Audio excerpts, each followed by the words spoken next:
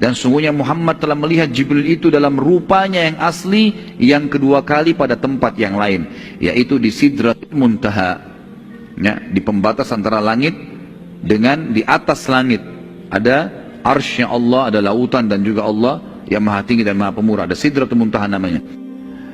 Di dekatnya ada surga yang tinggal, ada surga tempat tinggal. Ini dalil jelas mengatakan surga sudah ada dan surga ada di atas langit. Yang dikatakan Muhammad melihat Jibril ketika Sidratul Muntaha diliputi oleh sesuatu yang meliputinya. Penglihatan Muhammad tidak berpaling dari yang dilihatnya itu dan tidak pula melampauinya. Sesungguhnya dia telah melihat sebagian tanda-tanda kekuasaan Tuhannya yang paling besar.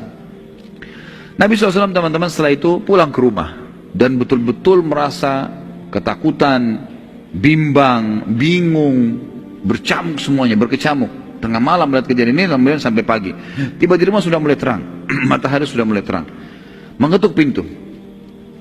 Khadijah radhiyallahu anha begitu membuka pintu melihat suaminya ketakutan, gemetar. Dan ini saya pernah jelaskan dalam masalah rumah tangga teman-teman sekalian. Ada beberapa materi di YouTube masalah rumah tangga, manajemen rumah tangga Islam, bagaimana adab seorang istri pada suaminya. Di antaranya kena bertepatan masalah ini. Khadijah radhiyallahu anha sama sekali tidak curiga, tidak menghardik, tidak menyalahkan pada dalam kondisi suami pulang pagi-pagi dan kemudian gemetaran dan keringatan seperti ini. Kadang-kadang subhanallah cuma satu tetes noda di bajunya saja, dari mana nih? Sudah curiga, gitu kan. Keringat sedikit, kamu habis ngapain? Dan seterusnya. Ya orang jalan keringatan kan gitu. Tapi yang jelas Khadijah tidak bertanya. Adabnya tidak bertanya.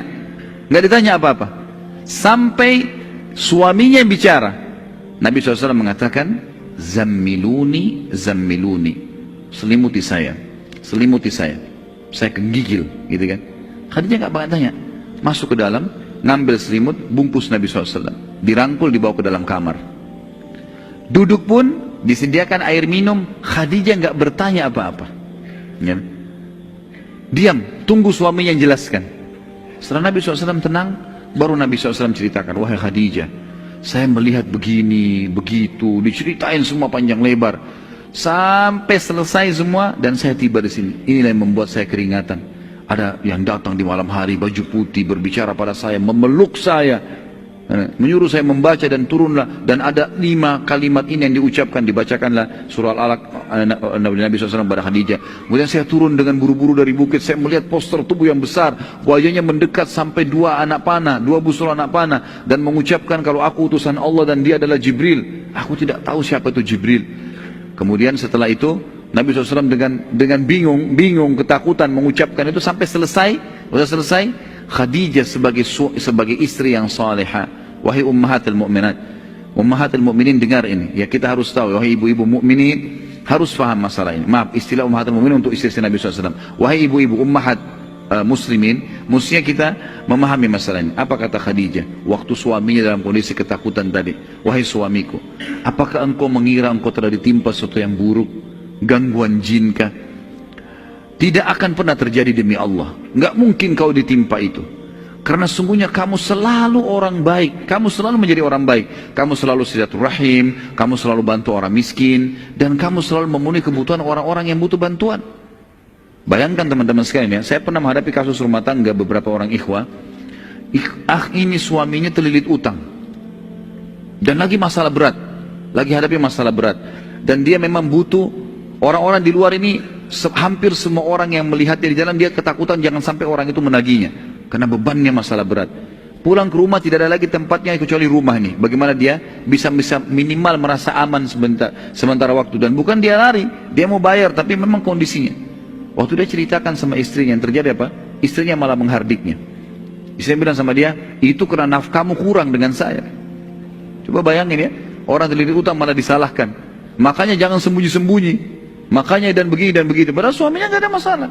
Tapi ini subhanallah bahaya sekali ya. Ini adab dalam rumah tangga yang kalau dijaga teman-teman akan sangat menjaga keharmonisan rumah tangga. Yang jelas, Khadijah radhiyallahu anha mengatakan, wahai suamiku, janganlah engkau khawatir. Aku memiliki seorang sepupu yang bernama Waraqah bin Naufal. Dia punya informasi. Mungkin dia punya informasi. Ayo kita ke sana. Nabi SAW habis mandi, sudah ganti baju segala, dibawalah pada pagi itu oleh Khadijah bertemu dengan Waraqah bin Naufal. Setelah tiba, dan akhirnya diceritakan oleh Nabi SAW semua kejadian tersebut. Waraqah bin Nawfal terheran-heran. Lalu kemudian dia terus menyimak setiap cerita Nabi SAW. Ciri-ciri yang disebutkan semuanya oleh Nabi SAW, kena detail sekali. Ini baru kejadian tadi pagi.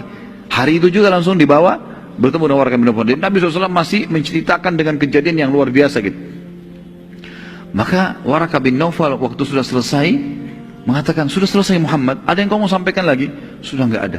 Kata Waraqah bin Nawfal, Allahu Akbar. Yang datang kepada kamu adalah namusul akbar. Namusul akbar ini teman-teman sekalian adalah istilah makhluk yang bersayap. Ini disebutkan masyhur di kalangan para Bani Israel, orang-orang ahli kitab Yahudi Nasrani. Dalam kitab ini, dalam Taurat ini disebutkan dengan istilah namusul akbar Jibril ini. Maka dia mengatakan, Allahu Akbar, telah datang kepada kamu namusul akbar yang telah bertemu dengan Musa alaihissalam, ya. Saya berharap bila saya masih hidup saat engkau nanti resmi diutus oleh Allah, datang lagi wahyu dan kau sudah diperintahkan untuk berdakwah. Ini kan belum ada perintah berdakwah, baru informasi kau adalah utusan Allah, belum ada perintah. Nanti kita akan pelajari ada dakwah sembunyi-sembunyi, ada dakwah terang-terangan. Nanti kalau Allah sudah suruh baru disampaikan, gitu kan? Jadi belum di sini. Kalau saya masih hidup nanti di saat kau diutus kelak, maka pastilah aku akan menjadi penolongmu saat engkau diperangi dan dikeluarkan dari Mekah oleh kaummu. Nabi SAW heran, bertanya kepada Waraqah bin Nawfal, apakah mereka akan mengeluarkanku? Padahal sekarang jelas-jelas Nabi dicintai oleh masyarakat Mekah. Mereka kasih julukan As-Sadiqul Amin. Mereka titipkan amanah-amanah hartanya. Mereka menghormati Nabi. Maka mereka menubatkan Nabi SAW penggantinya siapa? Abu Umayyah bin Mughirah tadi kan, orang yang sangat bijaksana. Maka kata Waraqah bin Nawfal, sesungguhnya ketahuilah hai Muhammad, tidak ada orang demi Allah yang diutus seperti kamu kecuali akan diperangi oleh kaumnya yang ingkar dan pasti dikeluarkan dari kotanya. Baik, setelah kejadian itu teman-teman sekalian, Nabi SAW pun balik ke rumahnya, menenangkan dirinya, dan wahyu terputus selama 6 bulan. Gak ada datang turun wahyu 6 bulan. Dan pendapat yang paling kuat adalah Waraqah bin Nawfal meninggal di fase 6 bulan itu. Waraqah bin Nawfal sudah sangat tua pada saat itu, gitu kan? Dan Nabi SAW waktu itu sudah memiliki 6 orang anak, gitu kan? Nabi SAW dinobatkan menjadi Nabi umur 40 tahun. Nabi menikah umur 25 tahun, berarti sudah lewat berapa tahun? 15 tahun, gitu kan? Dari masa pernikahan beliau Sallallahu Alaihi Wasallam baru beliau dinobatkan jadi ini. Waraqah bin Nawfal lebih tua lagi dari Khadijah. Khadijah saja waktu itu kalau umur 40 tahun tambah 15 berarti sudah 55 tahun. Waraqah bin Nawfal lebih tua daripada Khadijah 10 sampai 15 tahun, lebih tua lagi. Maka di fase 6 bulan itu Waraqah bin Nawfal meninggal dunia, dan kata Nabi SAW, saya diperlihatkan oleh Allah Waraqah bin Nawfal masuk surga. Karena dia sudah mengikrarkan, kalau nanti saya masih hidup hai Muhammad, saya orang pertama beriman.